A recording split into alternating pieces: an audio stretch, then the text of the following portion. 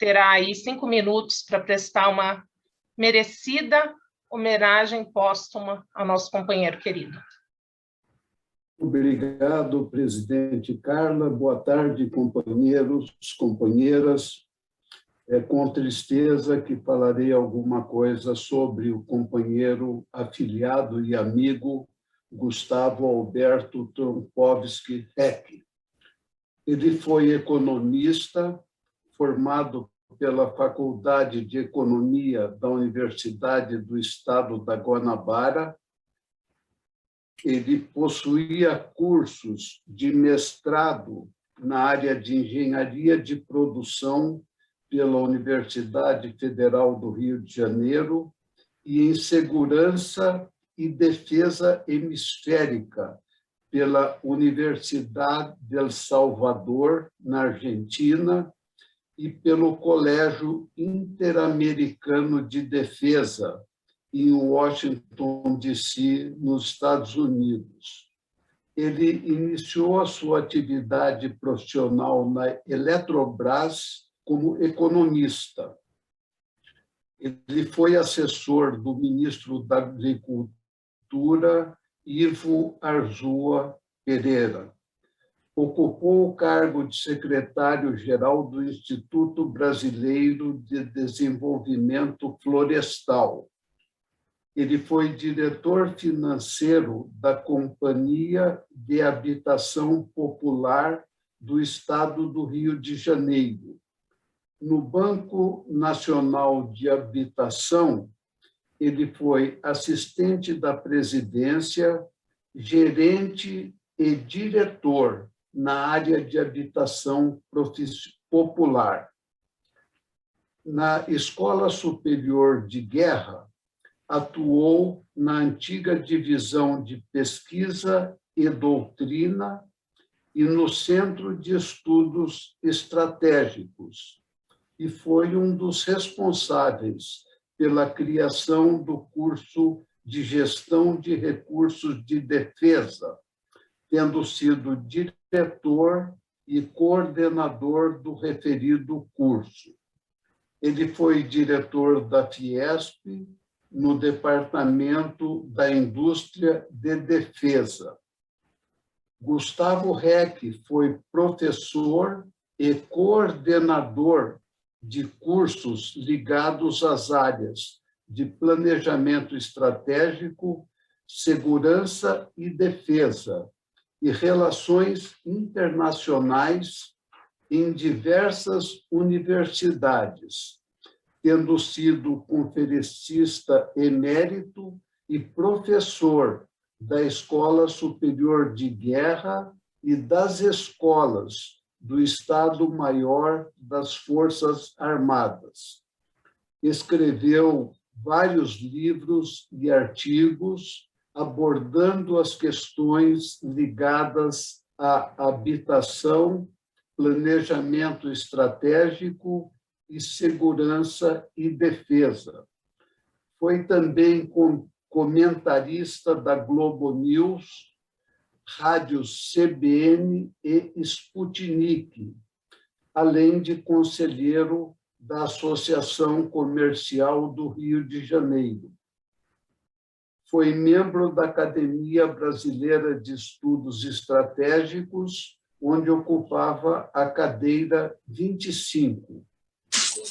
Possuía 20 condecorações, dentre elas a Ordem do Mérito da Defesa, a Ordem do Mérito Naval, a Ordem do Mérito Militar e a Ordem do Mérito Aeronáutico. Ele era filho do vice-almirante Silvio Heck e Lígia Trompovski Heck, casado com a senhora Marisa Trompovski Heck. O casal tinha 3 filhos, a Luísa, que nos mandou a mensagem sobre o falecimento do Gustavo, a Mariana e o Silvio. Ele foi associado do Rotary Club do Rio de Janeiro e me lembro com saudade em encontros do Rio-São Paulo. Jogamos tênis, por exemplo, no Clube Mediterrâneo, com os companheiros Murta Ribeiro, desembargador, amigo nosso lá do Rio de Janeiro, o Paulo Castro, que foi nosso companheiro, presidente, governador do distrito, e a Silvia Passarelli, que também foi nossa presidente e eleita governadora do distrito. Ele fazia parte agora da Comissão de Serviços Internacionais do nosso clube, com uma participação muito atuante, e seria o coordenador do próximo encontro Rio-São Paulo, e era o embaixador do nosso clube junto ao Rotary Club do Rio de Janeiro, nosso clube padrinho. A Beth Torres, o Fred e eu assistimos várias das suas aulas magnas, sempre de ótimo conteúdo e do mais alto nível. Perdemos um excelente companheiro e amigo, que Deus o receba na morada eterna e conforte a família. Obrigado, presidente Carla. Nós que agradecemos, querido companheiro Narid Chicane, as maravilhosas palavras e muito merecidas, não é? Era um companheiro brilhante, foi um companheiro incrível no Rotary Club do Rio de Janeiro, de onde veio, né? Do nosso padrinho, e se incorporou à nossa turma de uma maneira com muita alegria e sempre muito disposto.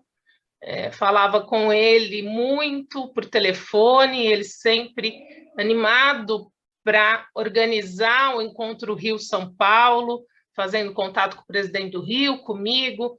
Então, recebi com muita tristeza no sábado a notícia, e como homenagem póstuma do Rotary Clube de São Paulo, eu convido a todos, e com a autorização da família, claro, convido a todos à missa de 7º dia, marcada por nós, pelo Rotary Clube de São Paulo, já que a família marcou a missa no Rio de Janeiro.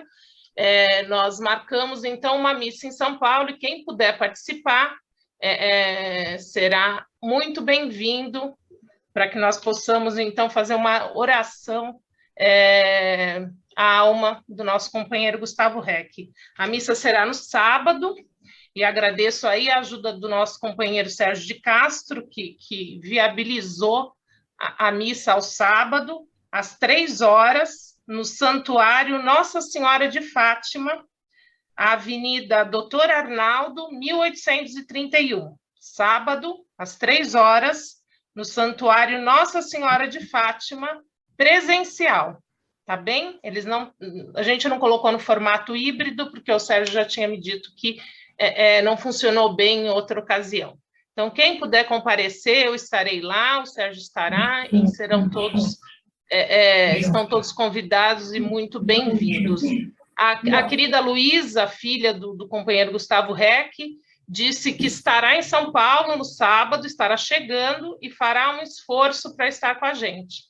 Então, eu gostaria de instar aí a participação, claro que estaremos todos com máscara, né, distanciados, a igreja já providencia ali uma cadeira sim, uma não, então haverá protocolo, e tenho certeza que vai ser um momento de muita luz, de muita alegria, não pelo falecimento, mas sim por estarmos ali prestando uma homenagem a ele, não é?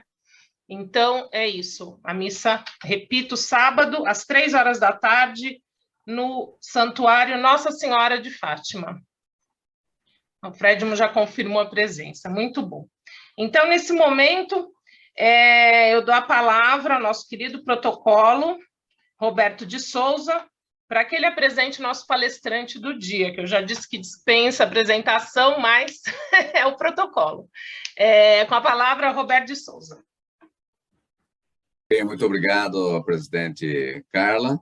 É com muito prazer que anunciamos a palestra de hoje do nosso companheiro e convidado especial dessa tarde, Lívio Giosa, que tem um vasto e internacional currículo e experiência. Administrador de empresas com especialização em Business Administration pela New York University, diretor da Comissão de Projetos Humanitários do Rotary Club de São Paulo, primeiro vice-presidente do Rotary Club de São Paulo, presidente da Comissão de Sustentabilidade do Rotary Club de São Paulo, presidente do Senan, consultor estratégico e sócio-diretor da GLM Assessoria Empresarial e da NET Commerce Marketing e Eventos, presidente do Conselho Nacional de Defesa Ambiental, vice-presidente do Instituto Smart City Business America, vice-presidente da Sebrae e da ADVB, presidente da Associação Paulista Viva, coordenador do Grupo de Excelência de Gestão Pública do Conselho Regional de Administração São Paulo. Lívio Giosa é também presidente do Conselho Fiscal do Instituto Bússola Jovem, coordenador do Pensamento Nacional das Bases Empresariais, membro do Conselho da C-Comércio, autor de vários livros sobre terceirização, marketing, gestão e da coleção infantil Reino dos Sonhos, renomado palestrante em temas sobre gestão estratégica, sustentabilidade, ESG, inovação na gestão e terceirização. É professor convidado de universidades em Buenos Aires, Paris, Milão e New York City. É professor convidado da FAAP. Foi deputado estadual, ocupou vários cargos públicos em nível estadual e federal. Prêmio ONU de Sustentabilidade como um dos líderes sustentáveis globais. É com você, presidente Carla. Seu microfone está fechado. Obrigado, Roberto de Souza. E, enfim, Lívio Giosa dispensa apresentações, não é? Meu querido diretor de projetos humanitários e sempre disposto em todos os projetos, em todos os momentos. Ele está com a gente. Hoje vem nos falar de um tema que é o métier dele de todo dia, não é? Então, com a palavra, o nosso querido companheiro Lívio Antônio Giosa, com a palestra Sustentabilidade e Cidadania. Lívio, você tem a palavra. Ok. Super obrigado, Carla. Uma boa tarde a todos os nossos companheiros e companheiras. Sinto-me muito honrado em poder falar com vocês sobre essa temática.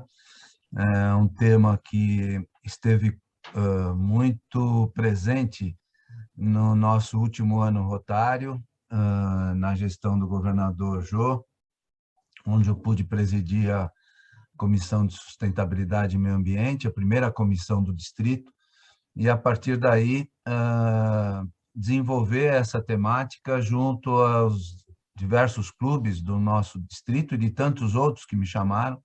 Foi uma sequência diária de palestras. Muitos companheiros acompanharam essa sequência aqui do clube, e que isso permeia a vida das pessoas, permeia a vida das empresas, dos profissionais, das organizações e principalmente do poder público, hoje com muita intensidade destacando essa temática. Então, eu vou passar alguns slides. Eu sei que a Carla e o Roberto já me deram 2h30 de palestras, então eu vou ficar tranquilo, não tenho problema algum para passar esse tema. Mas vamos lá. A Ali Monteiro vai me ajudar aqui para pôr nos slides, e eu vou seguir o nosso tempo direitinho, tá, Carla? Pode ficar tranquilo. Sim, entrou sim. Ótimo. Então, tá bom. Então, vamos lá. Vamos acompanhando. E essa temática, o tema que a gente está oferecendo é a sustentabilidade e cidadania ao câncer do Rotary Club. Isso significa uma percepção clara de como essas questões estão presentes no nosso dia a dia e que merecem um absoluto destaque, né? Eu acho que não há quem não perceba que toda a humanidade está envolvida por uma crescente percepção dos impactos das mudanças climáticas. E o impacto da mudança climática não vem do nada. Ela vem de uma enorme ação do homem ao longo dos últimos 500 anos, especialmente ao longo dos últimos 70 anos, e isso nos coloca numa dimensão especial de acompanharmos e nos envolvermos, já que, rotarianos que somos, temos aí uma necessidade natural de ter essas percepções e, ao mesmo tempo, seguir um caminho diferenciado para a humanidade. Eu tive a honra, em 2010, de receber o prêmio pela ONU durante a Rio+20, das mãos do Príncipe Charles e da Gisele Bündchen, que são os embaixadores da ONU para o meio ambiente. E eu saquei essa expressão do Príncipe Charles para dar exatamente essa noção do quanto nós precisamos deixar um legado diferencial para os nossos filhos, netos e os seus netos, para que a humanidade possa continuar perseverando e assumindo papéis responsáveis ao longo das próximas décadas. E é assim que a gente vê, né, um mundo em absoluta e rápida transformação em todos os sentidos, ainda mais quando, se nós olharmos a página da história em 2019 e jamais imaginarmos que 2020 e 2021 passaríamos por um processo pandêmico como o que nos envolveu e, ao mesmo tempo, nos transformou, né? Quem imaginaria que as reuniões do Rotary seriam somente virtuais? Quem imaginaria abastecermos uma nova propriedade nossa intelectual e mecânica, no sentido de estarmos passo a passo, lado a lado com a tecnologia, dia a dia, transformando essa nossa rotina e também as nossas atividades. Portanto, essa evolução da transformação mundial nos coloca sempre no olho do furacão, e nós temos que perceber os cenários. E, dentre esses cenários, o tema sustentabilidade, ele, mais do que nunca, evoluiu, efervesceu, emergiu e passou a flutuar nessa agenda mundial acima de tudo. E não é difícil cada um de vocês, cada um de nós, percebermos essa infiltração da temática a hora que nós batemos os olhos nas manchetes dos jornais. Nunca se falou tanto em sustentabilidade, nessas 3 siglas ESG, nunca se falou tanto nos impactos das mudanças climáticas. As manchetes ficaram diariamente colocando o tema por conta das queimadas na Amazônia, nas queimadas do Cerrado, na queimada no Pantanal, nas queimadas da Austrália, da Nova Zelândia, da Califórnia.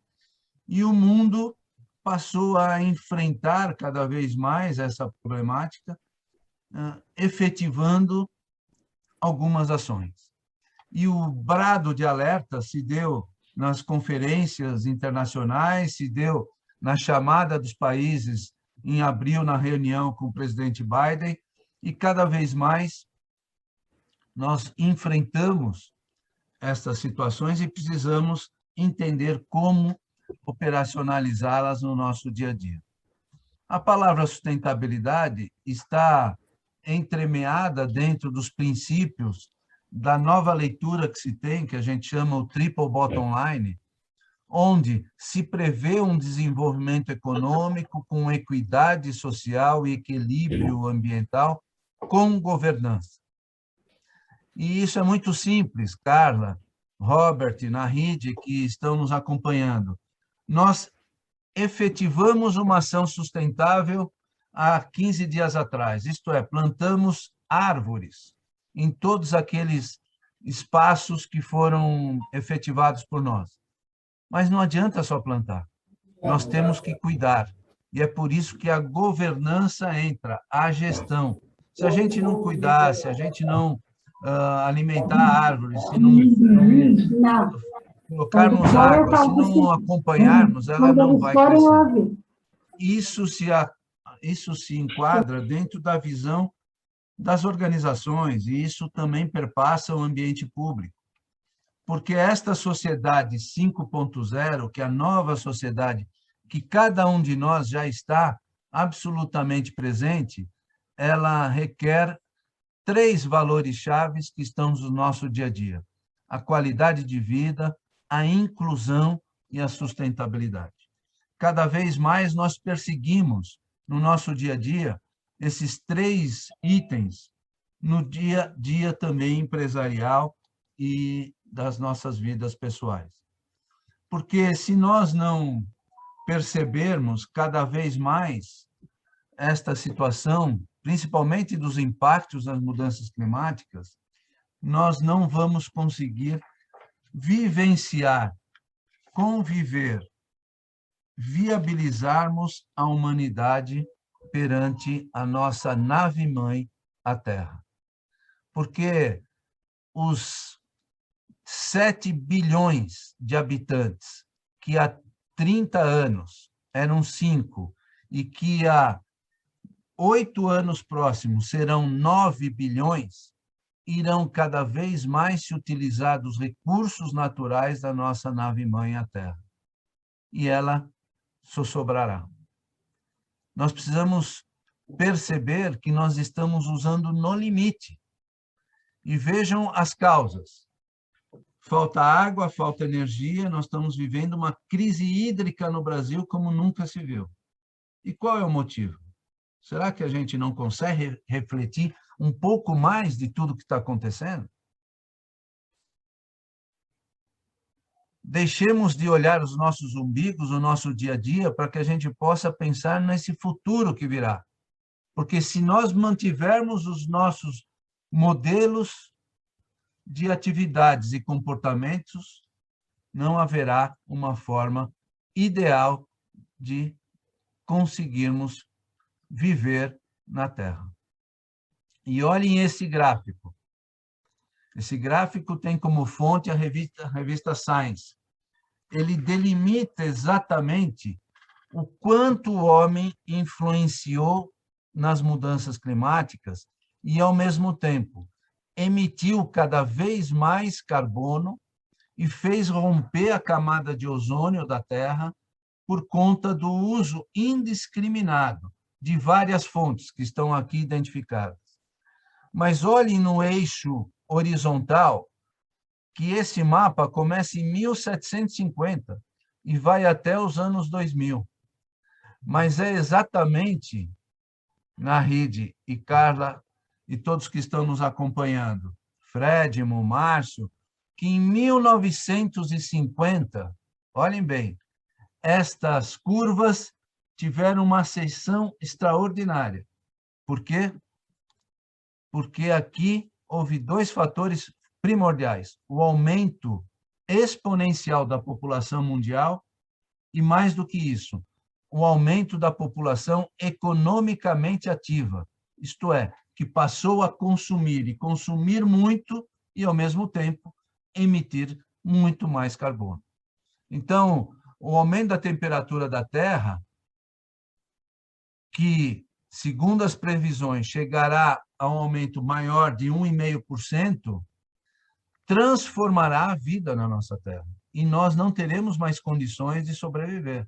Haja vista o calor imenso que fez na Europa, na Grécia, na Itália, as inundações na Alemanha, algo nunca visto na história, na própria Itália. Isso porque os impactos estão nos dando os sinais a cada ano. E se algo não ocorrer, a sobrevivência será muito mais difícil. E nós não estamos enxergando a nossa sobrevivência. É por isso que as palavras do Príncipe Charles são evidenciáveis. Nós estamos enxergando a sobrevivência do futuro, dos nossos filhos, dos nossos netos e dos netos deles. E aí, cara, eu invoco a você mesmo, né? Enxergue o Tiago e a Beatriz e veja o que será deles em 2030, em 2040, em 2050.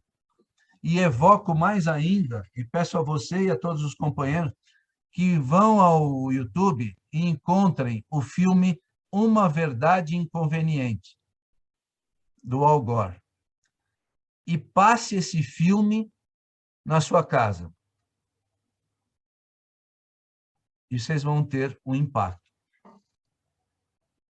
Os dados básicos de todas essas influências é que o mundo está tentando tomar alguma ação. E na última reunião muito importante da COP21, os países definiram metas de redução. O Brasil, os Estados Unidos, China, os principais países do mundo.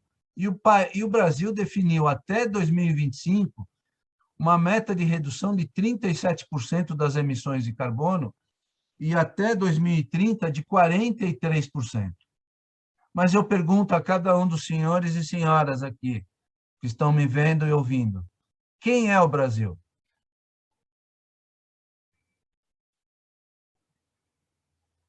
Quem é o Brasil? Somos nós. O Brasil somos nós. Mas alguém combinou com cada um de nós para que a gente pudesse participar dessas metas de redução? E assim como aconteceu no Brasil, e eu dialogo com vários países do mundo, aconteceu nos outros países. A sociedade não foi chamada e nem está preparada para trabalhar as dimensões reducionistas necessárias para que a gente emita menos carbono. Portanto, nós temos aí uma grande dicotomia e uma necessária responsabilização para tomarmos essa grande empreitada mundial. E a grande constatação, pessoal, é que só temos duas saídas. Ou a gente muda de atitude ou a gente planta árvore. E eu faço aqui uma metáfora simples para vocês. Quando, em 1500, Cabral descobriu o Brasil, o Cabral foi o primeiro ser fora da nossa terra Brasilis a ver a muralha verde brasileira, intacta. E o que era a muralha verde brasileira? A Mata Atlântica. 100% da Mata Atlântica preservada no Brasil. 2021, 521 anos depois, quanto sobrou da Mata Atlântica? Eu já estaria puxando a orelha de cada um de vocês se eu estivesse presencialmente. Mas como não posso, eu já respondo. 8,2%. Sobraram somente 8,2%. Então, a grande constatação no Brasil e no mundo é que o dito desenvolvimento econômico mundial ao longo de todo esse período se deu pela devastação das florestas mundiais. E agora a gente precisa compensar. O Klaus Schwab, que é o presidente do Fórum Econômico Global, disse em 2020, no ano passado, em fevereiro, na abertura do fórum, que o desafio mundial era replantar 1 trilhão de árvores. E ele colocou isso para os empresários presentes e chefes das nações. E nós temos que passar por esse desafio urgente. Portanto, eu olho para cada um de vocês e ofereço esse desafio. Mudem seus comportamentos. Mudem suas atitudes. Comecem a tratar da sua eficiência energética diária, do uso racional da água, do destino final do lixo, que vocês preservem o ambiente que vocês atuam, porque sem estas demonstrações individuais, nós jamais teremos demonstrações coletivas transformatórias. E é isso que a gente precisa executar. 84,7% da população brasileira, Carla, vive no ambiente urbano. E é este ambiente urbano que está degradado. Olha as fotos das cidades brasileiras, principalmente as capitais. Não tem árvore. E não precisa ir longe, né? Minha última trajetória na tentativa de transformar o nosso país, eu fiz no interior do Ceará. Eu fui dar palestras para as grandes cidades do interior do Ceará em fevereiro de 2020, antes da pandemia. e fui lá para Juazeiro, aquele calor infernal, não tem árvore para você parar na praça, para você ficar sentado e conversar com as pessoas.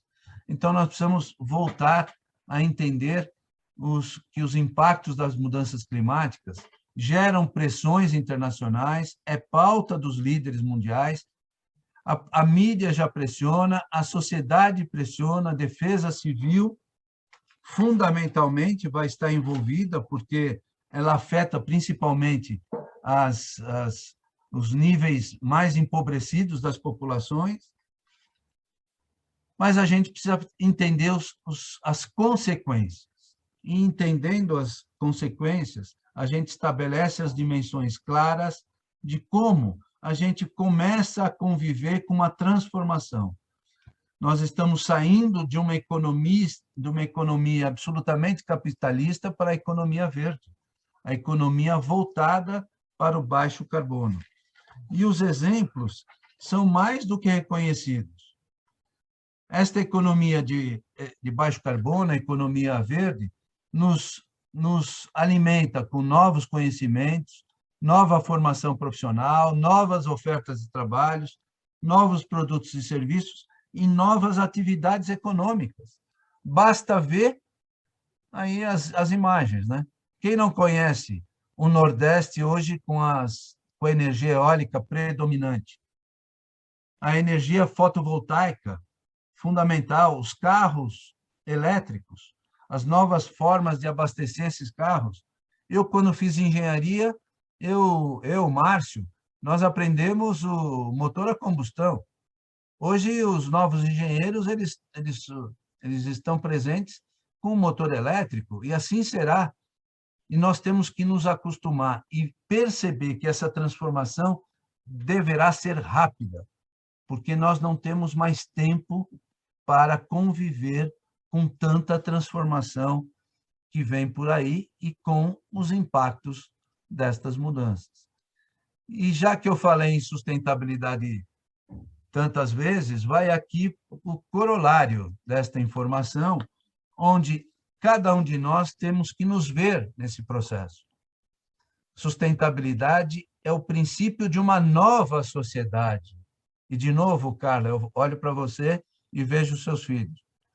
Essa nova sociedade são eles que vão usufruir, porque essa nova sociedade tem que manter as características necessárias para um sistema social justo, ambientalmente equilibrado e economicamente próspero por um longo período de tempo. Então, cada um de nós que atua nas diversas dimensões, seja você, cara, que tem um escritório de advocacia, seja o empresário que tem uma indústria, seja o Pela que representa o comércio de São Paulo, seja aquele que está voltado ao agronegócio.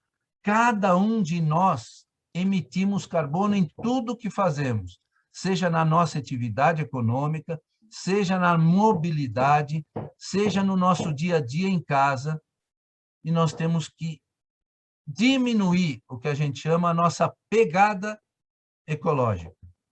E essa pegada ecológica, gente, basta também ter uma visão da praia. Imagina que você está na praia e chega um pernilongo e pousa na areia. E aí chega um elefante e pousa na areia. Acho que dá para imaginar a diferença entre a pegada de um e a pegada de outro que vai deixar na areia. É isto que representa o número de emissões de carbono de cada um. Vá para o escritório nesta semana só 3 vezes de carro. Dá um jeito de ir de carona, ou de bicicleta, ou de transporte coletivo, ou a pé. Reinvente-se. É isto que nós precisamos imaginar o quanto antes essas propriedades novas.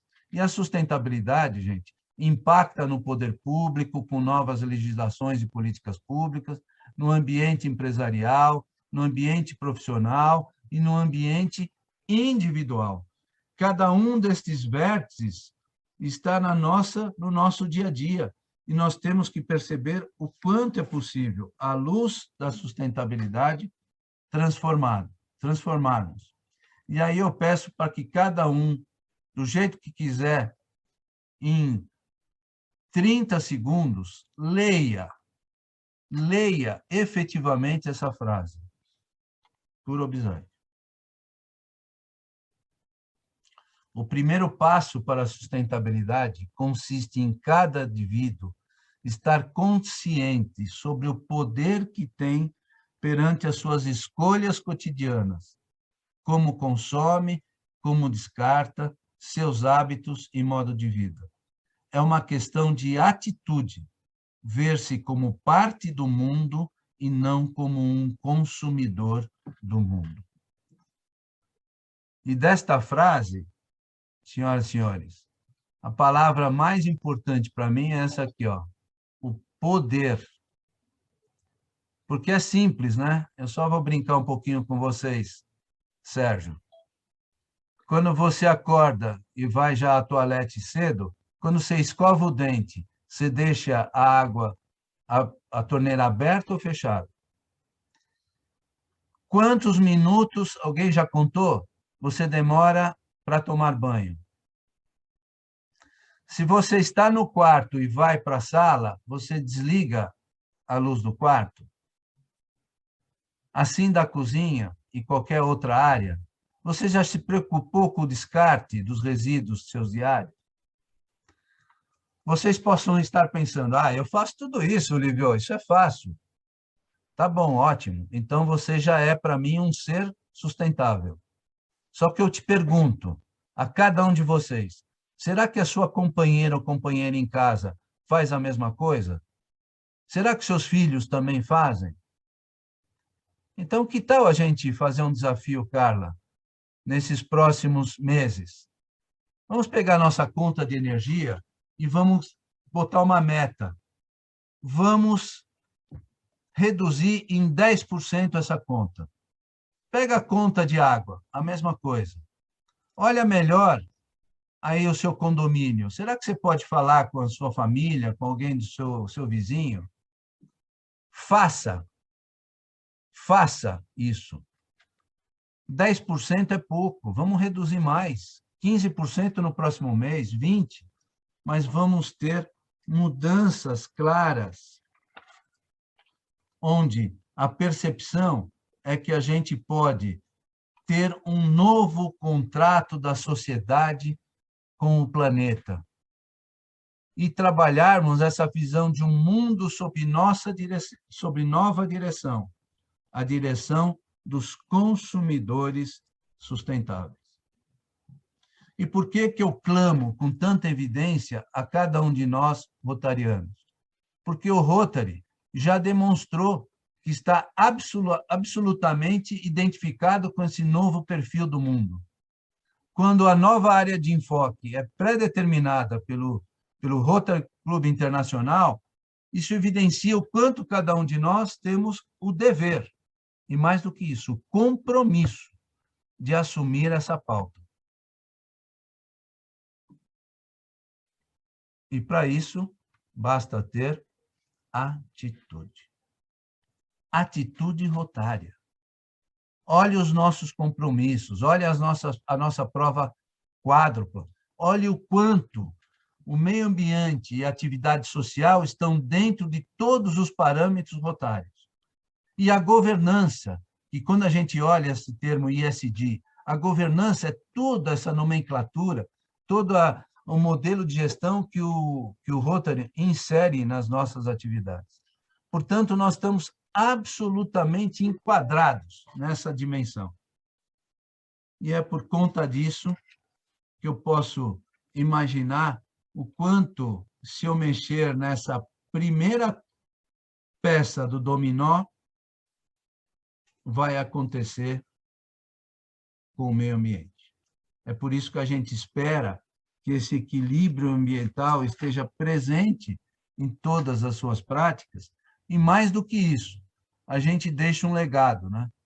Quando nós entregamos a nossa gestão na governadoria do Jô, nós deixamos uma cartilha de sustentabilidade e meio ambiente para que pudesse ser usada pelos nossos companheiros e companheiras do Rotary.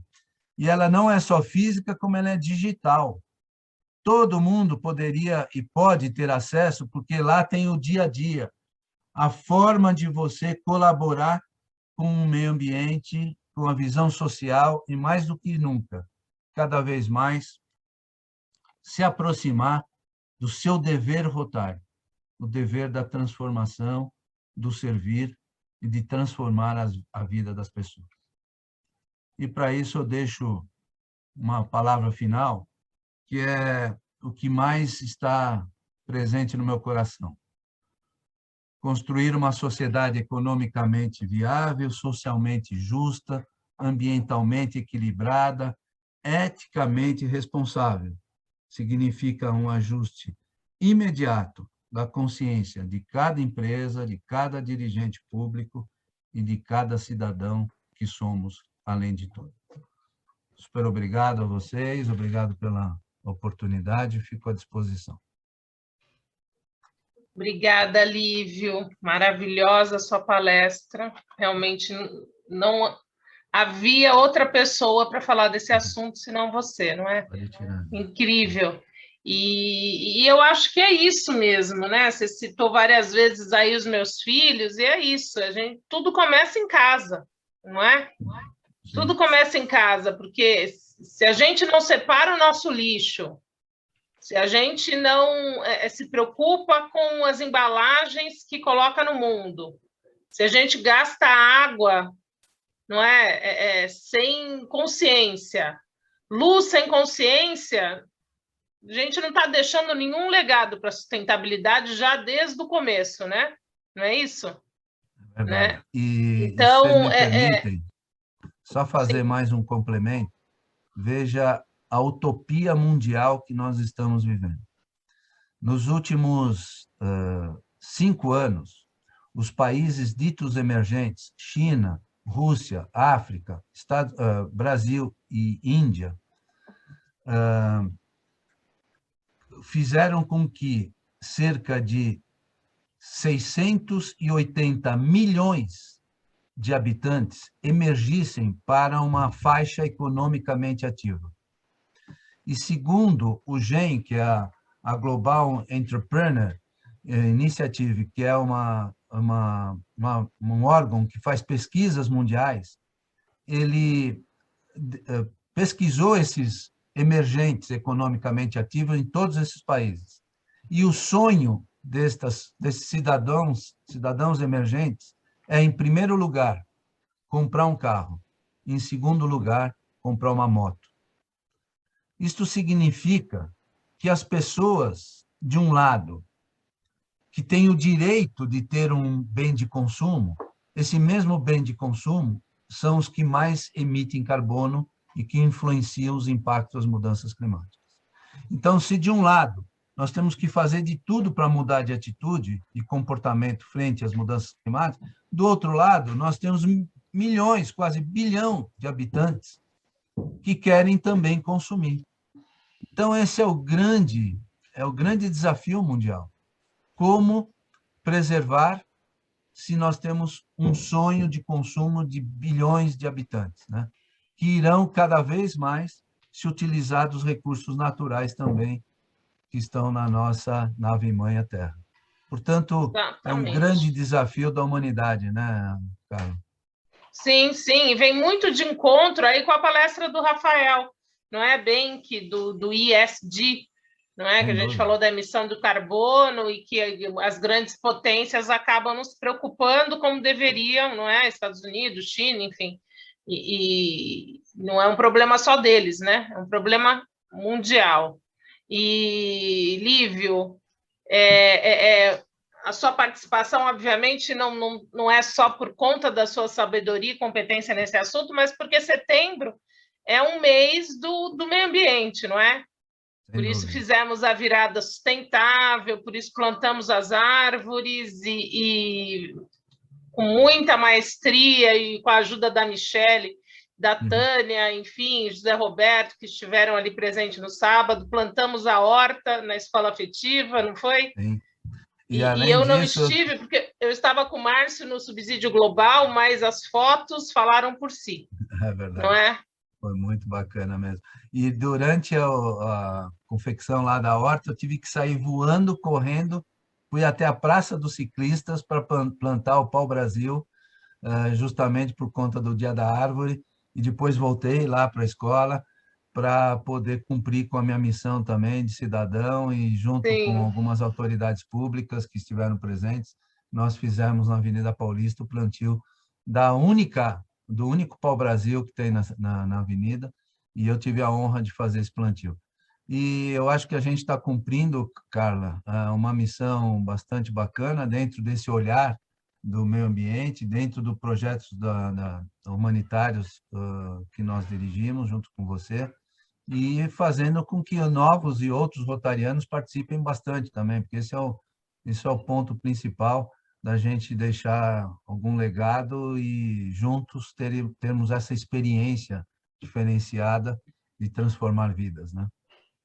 Lindo, lindo. Obrigada, Lívio. Tem uma pergunta aqui no chat, e eu vou te passar rapidamente, que o nosso tempo já está um pouquinho curto. Olha, é o nosso querido presidente Mircea Abdulabi que pergunta: há uma disposição do governo federal, estadual e municipal em fazer uma campanha em prol do meio ambiente? Existe essa disposição? Mircea, obrigado pela pergunta, prazer revê-lo. Na verdade, não existe uma campanha única, né? Ninguém tomou essa iniciativa. O governo municipal está dando alguns passos interessantes. Foi criada agora a primeira Secretaria Executiva de Mudanças Climáticas de uma capital, né? São Paulo é a primeira capital. Também São Paulo está destacada como uma cidade da economia circular, isto é, todo o processo que está previsto na Lei de Resíduos Sólidos, né, na Política Nacional de Resíduos Sólidos, São Paulo está praticando. O Estado de São Paulo, cada vez mais, está presente também nas leis de preservação. Eu tive a honra de, como deputado, ter feito a lei das APAs, né, das áreas de proteção ambiental. O governo federal tem as leis mais importantes ambientais mundiais, né? Só que tem problemas de fiscalização. Então, a sociedade não pode esperar só que o governo faça a sua parte, né? Nós temos que fazer a nossa parte mais do que nunca e pressionar os poderes nos seus 3 níveis cada vez mais, pressionar os legisladores, porque as leis são fundamentais para poderem ser atribuídas a essas questões ambientais e sociais e a gente ter um ambiente mais sustentável para as próximas gerações. Ótimo. Lívia, tem uma última pergunta, porque realmente o nosso tempo já vai terminando. Então, eu vou te passar a última pergunta. Os benefícios, pergunta do nosso querido companheiro e diretor da Fundação Rotária, Fernando Matos. Ele diz assim: Lívio, parabéns. Os benefícios deste tema é grande e democraticamente assiste a todos, em todos os níveis da sociedade. Por isso, nós no Rotary podemos criar uma campanha motivadora que incentive as camadas mais humildes da sociedade. Essa é a pergunta. Fernando, desde 2008, eu discuti com o Rotary Internacional a necessidade do Rotary tomar a frente dessa discussão. Se a questão da polio era a nossa causa mundial, a questão do meio ambiente ou da sustentabilidade deveria ser a próxima causa, né? Passaram-se 13 anos, né, para que houvesse essa sensibilização e agora a gente tem que correr muito, porque a cada minuto as emissões aumentam e nós temos que trabalhar para essa preservação.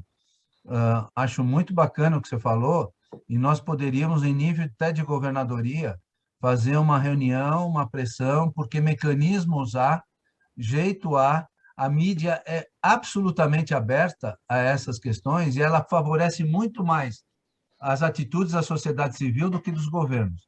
Então, estou à sua disposição. Se você quiser conversar depois mais detalhadamente como fazer, vamos nos inspirar para poder propor algo absolutamente tangível para que a sociedade possa ter mais informações e, ao mesmo tempo, realizações em prol da sustentabilidade.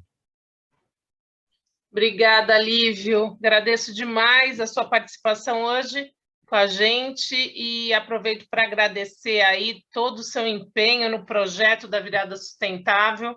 Realmente foi, assim, uma surpresa para mim, eu posso falar, toda a movimentação que nós fizemos nas praças, na Praça Esther Mesquita, na Praça Rotary, na escola afetiva, o retorno dos alunos foi maravilhoso, não é? E aí com o envolvimento da prefeitura, com o envolvimento da nossa paisagista Michele, com os companheiros juntos, então, publicamente te agradeço o empenho Obrigado. E a sua contribuição para o Rotary Clube de São Paulo como diretor de projetos humanitários. Realmente, você faz a diferença. Obrigada, Lívio. Obrigado. Muito obrigada. E agora eu passo a palavra para o nosso querido protocolo Roberto Souza, para que nos traga aí os nossos visitantes do dia. Obrigado, presidente Carla. E antes, lembrando que realmente é um tema com desafios a cada minuto, a cada dia, a cada semana, principalmente num cenário observado no Nordeste brasileiro, onde as pessoas trocaram o cavalo e o jegue por moto. Gostaria de agradecer imensamente as presenças dos nossos convidados Fábio Leite, da Evanda, da DART, o professor De Rose, Li Monteiro e também nosso querido companheiro de profissão, Sérgio de Castro, nosso sócio honorário. No total, 35 pessoas em média acompanharam, que agora, brevemente, nós teremos a chance de ampliar essa audiência com a postagem das últimas palestras nas nossas redes sociais. Voltamos com você, presidente Carla Branco. Obrigado, Roberto Souza, nosso futuro presidente, muito obrigada. E lembrando que a DART é a nossa governadora assistente, então um beijo para a nossa governadora assistente que esteve conosco hoje aí acompanhando nossa reunião. Muito obrigada, DART, pela sua presença. E eu queria só dar os últimos avisos, lembrando que hoje nós temos reunião de conselho, todos estão